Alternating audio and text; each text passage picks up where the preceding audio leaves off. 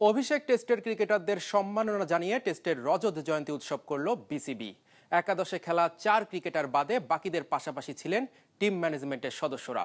অবশ্য test status পাওয়ার এই 25 বছর পূর্তিতে বোর্ড আমন্ত্রণ জানায়নি তখনকার কোনো সংগঠককে। ক্রিকেটের বনেদি সংস্করণ টেস্ট আঙ্গিনায় বাংলাদেশের 25 বছর পূর্তি দারুণ সব আয়োজনের মাধ্যমে স্মরণ করছে বোর্ড। 7 বিভাগে নানা অনুষ্ঠান করেছে বিসিবি।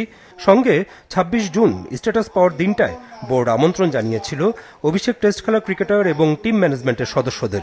ক্রিকেটারদের ব্লেজার পরিয়ে সম্মান জানায় বিসিবি। উপস্থিত ছিলেন একাদশে খেলা শাহরিয়ার হোসেন বিদ্যুৎ, মেহরাব হোসেন অপি, হাবিবুল বাশার সুমন, মোহাম্মদ রফিক, হাসিবুল হোসেন শান্ত, তখনকার বিকাশ রঞ্জন দাস, তবে বর্তমানে মাহমুদুল হাসান রানা, 12 ম্যান রাজিন সালে, স্কোয়াডের সদস্য এনামুল হক মনি, জাভেদ ওমর বেলিম, ফাহিম মুনতাসির সুমিত, কোচ সরওয়ার ইমরান ও ম্যানেজার আজিজ আল কায়সার টিটো। অনুষ্ঠানে ছিলেন না অভিষেক টেস্ট অধিনায়ক নাইমুর রহমান দুর্জয়, আকরাম খান, আল শাহরিয়ার রোকন, খালেদ মাসুদ পাইলট ও মঞ্জুরুল ইসলাম। তবে অনুষ্ঠানে তখনকার কোনো সংগঠককে আমন্ত্রণ জানায়নি বিসিবি। সম্মাননা পেয়ে স্মৃতিচারণ করেন ক্রিকেটাররা। টেস্ট ক্রিকেট তো এটা কিছু বলার নাই, এটা একটা আমাদের স্বপ্নের মতো। আমরা যখন বিকেএসপিতে ট্রেনিং করে আসছি, ওই রাত্রে যখন ঢাকা আসছি, আমরা হোটেলে উঠছি, আমাদের এত টেনশন ছিল না, বিকজ আমরা হারানোর কিছু নাই। ইন্ডিয়ার মতো টিমের সাথে আমাদের হারানোর কিছু নাই। ওটা আমরা 3 দিনও টেস্ট শেষ হলে কিছু হতো না, বা আমরা শুরু করছি টেস্ট ম্যাচটা। ওয়াকার ইউনুস যখন বলিং করতে আসলো, বিদ্যুৎকে আমি বললাম বিদ্যুৎ দেখে খেল, বললাম বিদ্যুৎ আমার বলে আরে যা বেটা চিন্তা করছি। বিদ্যুৎ তখন আমারে বলে ওই বেটা এই মুয়া বলাটা কেডা। আমার কাজই ছিল যে টিমের সাথে খেলি ওই টিমে কাবু করা।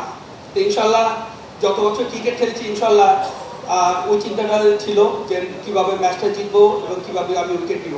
প্রথম টেস্ট ম্যাচটা আমরা যেভাবে উপভোগ করেছিলাম এবং এত কালারফুল স্টেডিয়াম ছিল, আজকাল একটু কমই দেখা যায়, বাট আমরা চাই ক্রিকেটে ওইরকম কালারফুল স্টেডিয়াম মাঠ করা থাকুক, খেলাধুলা আবার ওভাবে হোক, এখনো হচ্ছে, বাট আমাদের ওইটা হিস্টোরিক্যাল ছিল। ক্রিকেটারদের সামনে সভাপতি আমিনুল ইসলাম বুলবুল জানান বোর্ডের বর্তমান ক্রিকেট সম্প্রসারণ পরিকল্পনা।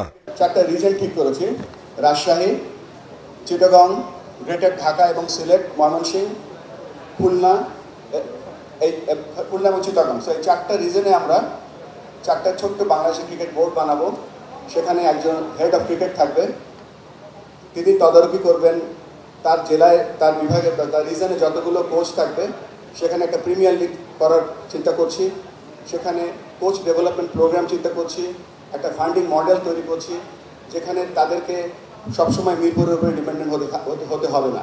যুব ও ক্রীড়া উপদেষ্টা আসিফ মাহমুদ সজীব ভুইয়া ছিলেন অনুষ্ঠানের প্রধান অতিথি।